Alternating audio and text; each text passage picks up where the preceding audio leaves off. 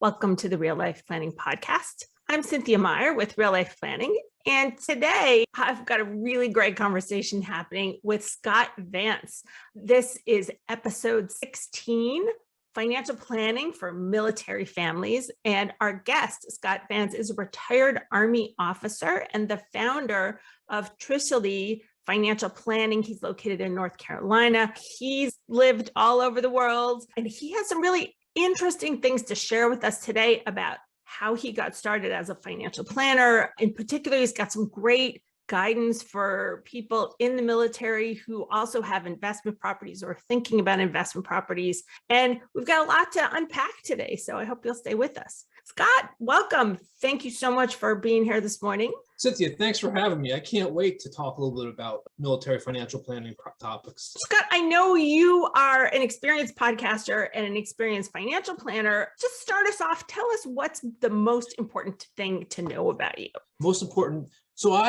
Probably the thing for me is I look at financial planning as a continuation of my military service. In the military, we took care of the homeland, defended against enemies or bad people. And I look at it the same way as a financial planner, where I help the client defend against potentially bad actors coming in, trying to set them up with bad investments. And also in the military, we dealt a lot with intelligence. And so I kind of look at myself as almost like an intelligence person for my client to dig into topics, provide the guidance or the research to the client in a way that makes sense for them. How did you get started as a financial planner? So it goes way, way back. I started as a kid. My parents had a small business. We were out in the country, so it was a combination deli, grocery store, feed for animals, and also auto parts. But I got drawn to the bookkeeper. The bookkeeper would come in and we'd fill out, this is old school days with this big giant ledger with all these lines. Attracted to managing money that way. Continued on through my Army career. When I first started in the Army, we didn't have the thrift savings plan. The Army opened up the thrift savings plan to us. And I thought it was like this great deal. Like I was a kid on Christmas morning and all the soldiers were like, they couldn't have cared less. So I put together training on what the thrift savings plan was. And I probably nagged a whole bunch of soldiers to invest. And that just continued on as I got towards retirement. I was thinking about what I was going to do. And I was just drawn to financial planning. You certainly don't look old enough to be retired to me, but obviously you left your first career and moved on to a second one. What would you say makes you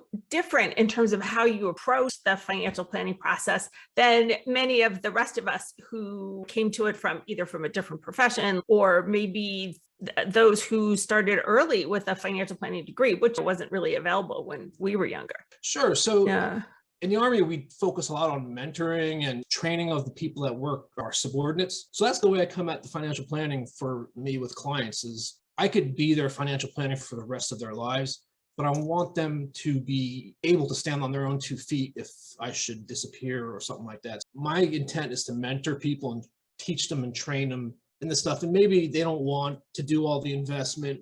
I had a colleague who had been, for a long time, had been a financial counselor in the military system, trying to help people in the armed services make better money decisions. I was really surprised to learn about the ways that it seems like there's a lot of kind of shady offerings to people in the military that try and take advantage of the fact that a lot of folks in the military are relatively young and inexperienced with money. It almost seems like they get preyed upon. Is that the right way to think about it? Yeah. So especially when I was younger, for instance, one of the big providers would sponsor our balls. It's like a prom, but for adults kind of. But they would sponsor it. It'd be a fee or free or reduced fee prom for the soldiers, but they'd be there handing stuff out. So they'd always be getting soldiers, younger soldiers. Sometimes soldiers get a bonus like $15,000, $20,000 when they re-enlist. And so they would quickly pick up on that and go after those soldiers to put their investments into some, not like a Ponzi scheme, but definitely not the best for the soldiers and their families. So, maybe higher fees or get out of. It was class A shares, loans, all that stuff. But the Army, I know the Army, and I'm pretty sure the rest of the military has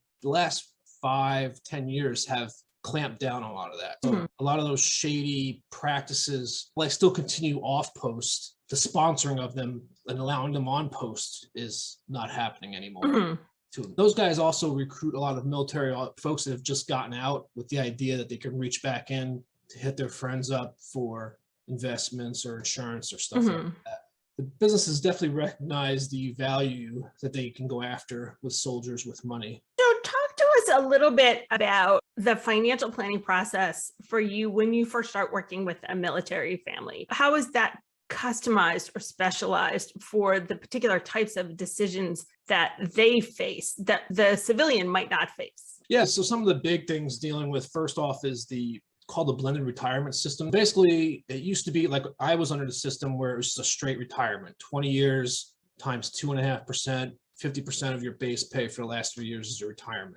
But in 2017, the military instituted what they call the blended retirement. So it combines a smaller traditional pension, only 40% essentially, depending on years of service. And they added the thrift savings plan to it. So now you've got like a 401k in the civilian role would have, only it's on the military side, the thrift savings plan. Then there's some options for, depending on how long of your time of service you could take, they call them, the name escapes me right now. Around 13 years of service, you'll get a choice to take a lump sum payment in return for saying that you'll serve 20 years total. Those things are specific to the military. So we plan them within those. The thrift savings plan is probably the biggest part of that because it's, like I said, it's just like a 401k in the civilian world. So you got to figure out where you're going to invest your money. The good thing about the thrift savings plan is it's not as wide open as far as choices. The funds choices are pretty limited. Some new change coming down the pike is that they're going to open that up now to mutual funds on the open market, like a traditional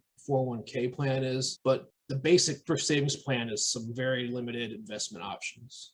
And then also some of the other things to consider, especially with military, is if you do 20 years, you've got your health benefits. So that comes into the planning. People that go into that either do some active duty time and then go into the reserves or go into the reserves altogether, there's a whole separate ability to get certain medical benefits like dental and regular medical benefits, and how that works for when you retire is a little bit different.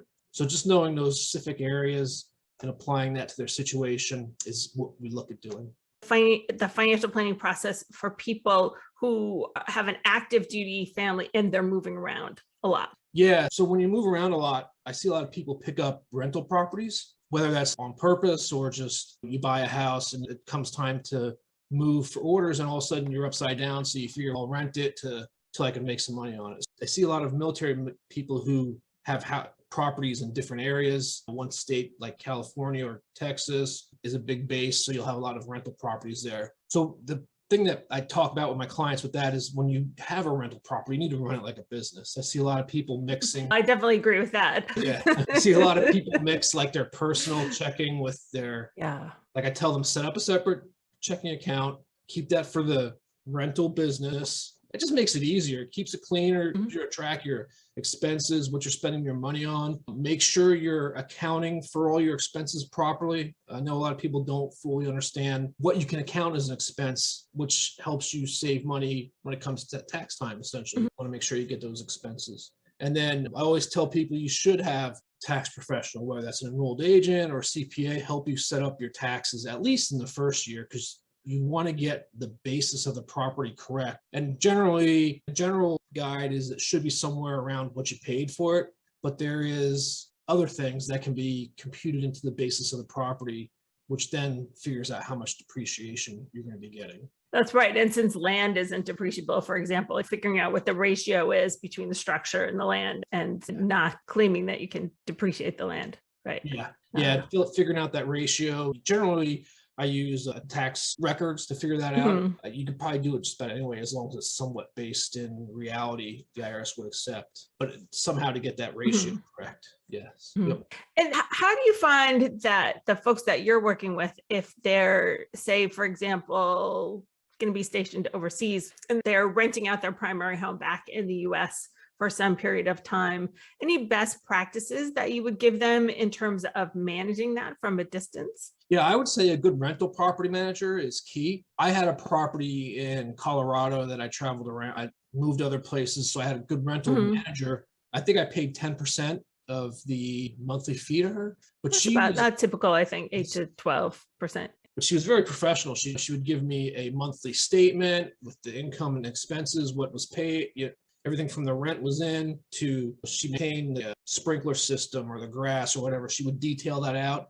And at the end of the year, she'd give me a professional accounting statement with everything that so it'd make my taxes easy. So finding somebody that understands what they're doing, does it the right way is essential to maintaining that property while you're gone. I've heard of people trying to do it themselves. And I just think that managing a rental property from very far away has a lot of problems. Yeah, no, I would agree with that, Scott. For somebody that is considering investing in their local area, if they have time and interest to be the landlord themselves, obviously it takes some training and making sure you're following the fair housing laws and all the local regulations. It's not so far-fetched to manage a property right around the corner or just in the same town, but to manage a property in a different state or especially in a different country using a property management professional, I think that makes a lot of sense. Yeah, I found that too, that a manager takes the personal worry about it. When you buy a home, you buy a home because you like it and it's the right color. And as a manager, color should just be a neutral color or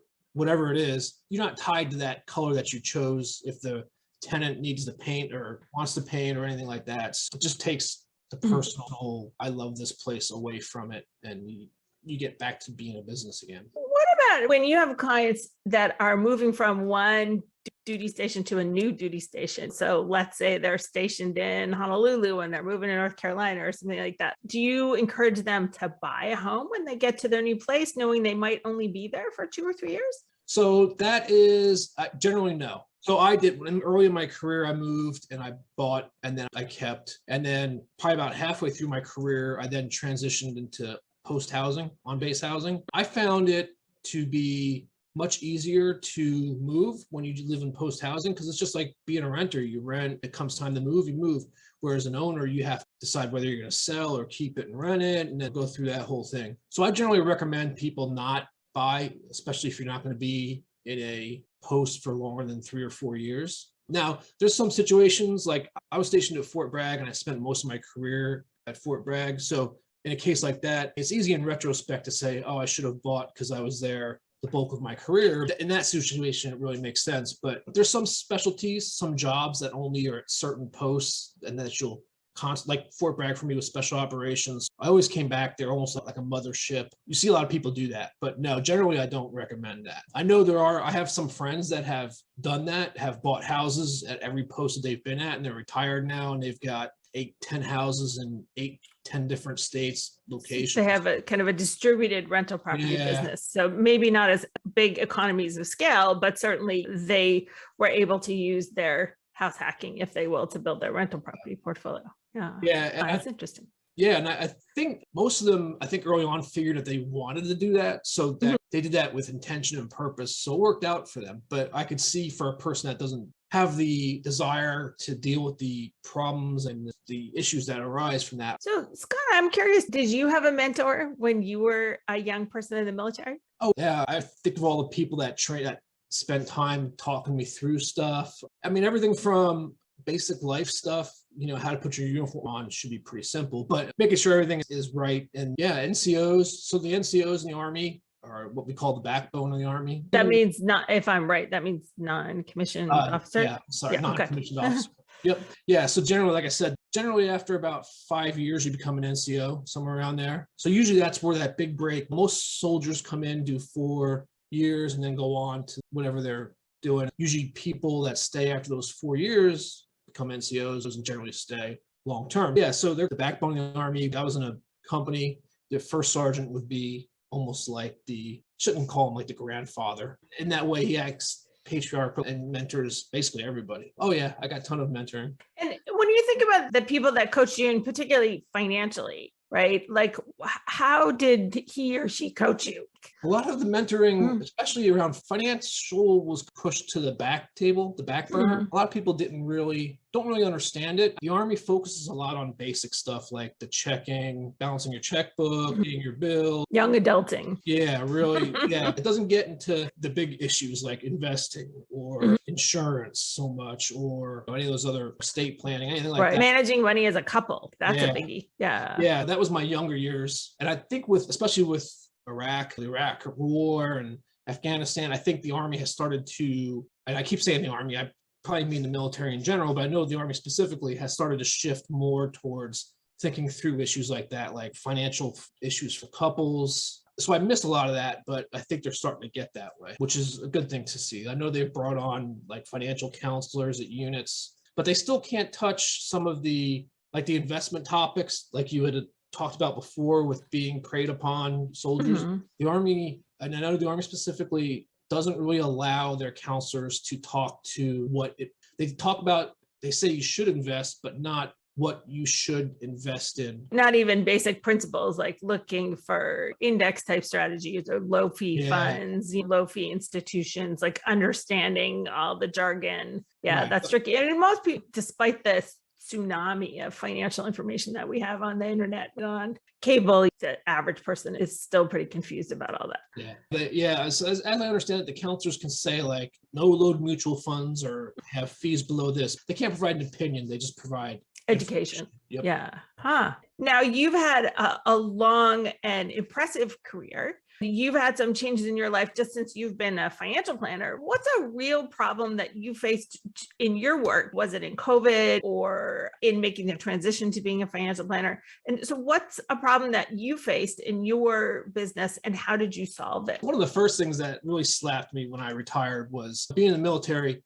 A lot of states give exemptions for state income tax. So like I had been technically a Pennsylvania resident since I was active duty. I never paid any state taxes from the time 22 years ago. My first year in the Army, or my first year retired after I retired from the Army, I got hit with a state tax bill and I was like, holy cow, I forgot to have state tax withdrawn from my retirement pay. So because I had become a retiree. Oh, ouch. So I had a huge tax bill. So that was one of the first things I got spanked by. The other thing it took me a while to get used to is in the military, in federal service, you get a paycheck every 2 weeks. Literally, you get it whether you're working or on vacation, or every 2 weeks, barring some big issue, you're going to get a paycheck. Transitioning to my own fee-only job that I work for by myself, all of a sudden it was like I get paid depending on how much I produce, almost kind of like being a hunter. Like you don't eat unless you kill the deer. So that was a big shift, 22 years of knowing that every 2 weeks I was getting paid. Hey, gosh, you're so right about that too, Scott. And I'm sorry that you had to go through the difficulty of that.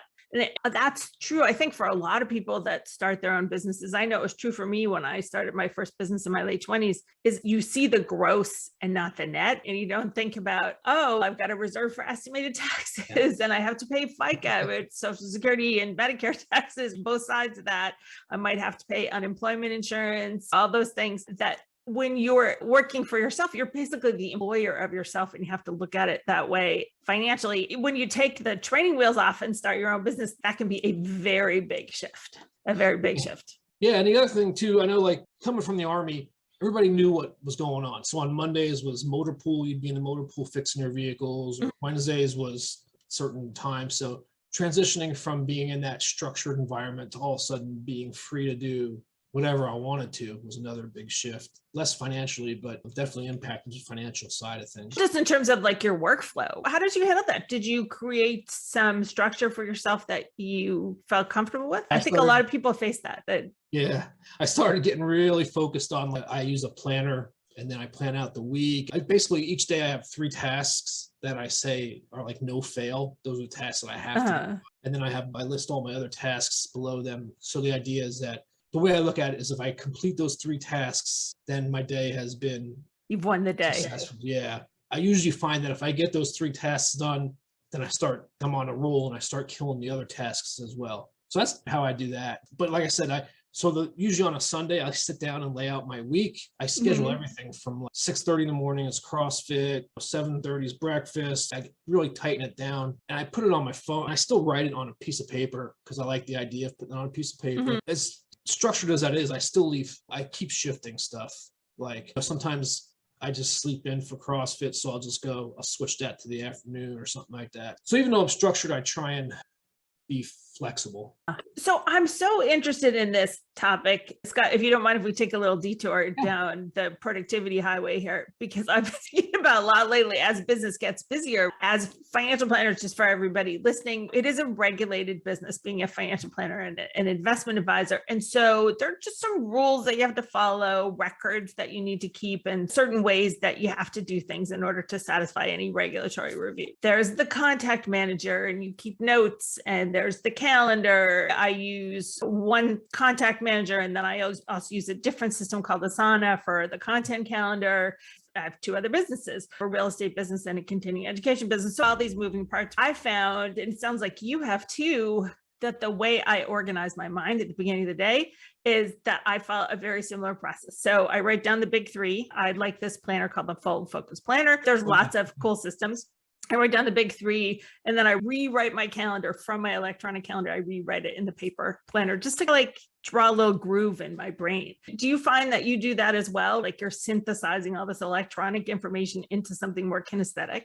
Yeah. Oh, yeah. And like you said, I use the full focus planner as well. That's what very cool. So yeah, no, I really like how they tie your like quarterly goals into weekly goals, and you got the 3 tasks. So I go back to the paper, even though I've got it on both my computers and my phone. So when I sit down on a Sunday, and then usually in the mornings, I take a quick like 10 minutes to make sure that everything's going to work for the day. I'm not missing anything. I have to sync all 3, the computer, the phone, and the paper all up just to make sure that they're all the same. My paper is more of a working paper. I've got white out, I white it out. Yeah, that's how I do it. Do you listen to their podcasts as well? I'm always on the hunt for really great podcasts. I listen to parts of it, yep. But I usually listen when I'm driving, and I don't really drive that much. Yeah. So I miss a lot more. I've got a whole bunch of podcasts I'd like to listen to. They just come in and download and then stay there and then get deleted. So getting back to your financial planning practice, what's the most important thing that you learned about yourself by starting your own business? All those years ago, I thought I was real disciplined while I was in the Army. It's easy when you have a schedule to go to. So being on my own, I'm not as disciplined as I thought I was at times. There's times that, especially if there's nothing really pressing, sometimes I'll just be like, I'm going to watch Sons of Anarchy or some other Netflix thing. The great Netflix distraction, right? Yeah. So that was one of the things I thought. I always thought, I was like, yeah, I'm in the Army, I'm disciplined, and I was, but it's totally different when you don't have somebody standing over you expecting you to be there or anything like that. So yeah, so that was one of the things I learned about myself. And so it sounds like you're feeling judgmental about that, but in fact, it could be that you're somebody that responds really well to external structure, and not everybody does, and less well to internal structures. Are you familiar with the author Gretchen Rubin? I've heard the name. Yeah. So she wrote The Happiness Project, and she wrote a cool book about habit development called Better Than Before. And she developed this paradigm of thinking about different types of people when it comes to habit formation, depending on whether they respond to more to internal or external expectations, or equally. Somebody that responds equally to internal and external expectations she would call them an upholder. Somebody that responds more to external expectations than to internal expectations, meaning they'll do something for somebody else, but they won't necessarily advance their own goals on the same level of urgency. She would call an obliger. That's definitely what I am. I will run around like crazy trying to make clients happy or trying to make my kids happy, but might cancel something that I had wanted to do for somebody else. And then people who rebel against both their own expectations and the expectations of others, she calls rebels. And then people who respond more to inner expectations than outer expectations, she would call questioners. Like, I'm only going to do it if it makes sense to me. And I thought, ever since I read that book, I just thought that was an absolutely fascinating way to think about it, rather than being judgmental about like my own, that maybe not going to the gym, getting my whole list of work things done, right? It was really interesting to me. Yeah, no, I read a book about habits, and one of the things it talked about is if you call yourself what you're doing, it helps you. So like, for instance, CrossFit. If I think of myself as a CrossFitter, I'm more likely to go to. I like that. So, yeah. You do. It sounds like you do go almost every day. Yeah. Which is very badass, in my opinion. Thanks. But working by yourself, you got to find outlets to meet with people. In addition to working out, it's actually meeting people. Otherwise, all day long, I would just sit by myself doing my stuff. Yeah, you got to get out in the world. Yeah. So just to finish up here, Scott, I'm curious, like, what's the best piece of advice that you've ever received? Best piece of advice. So my dad always taught me to think ahead, plan ahead, which he would always say it doesn't have to be a super plan, just a simple thought. For instance, thinking of what you're going to do in your next step in life. Maybe you don't put together a full-fledged plan, but having some kind of idea as to what you might want to do. So just to sit down every day and kind of think about what's going on and where you want to be, almost like a vision for the future. So coming up with something that you want to go to. That's wonderful. That's wonderful. And where can we find you online? Sure. So I am at my website, www.trishleyfinancialadvising.com. I'm on Facebook. I've just started back to Facebook, so I haven't been too active on there. And that's pretty much it as far as the social media goes. Thank you so much for this great conversation this morning. We'll drop the links to where you can find Scott online into the show notes. And as always, if you have questions or comments about things that you'd like to see in this discussion series, please email us at podcast@reallifeplanning.com. Thanks very much, Scott. Have a wonderful day. You too. Bye-bye.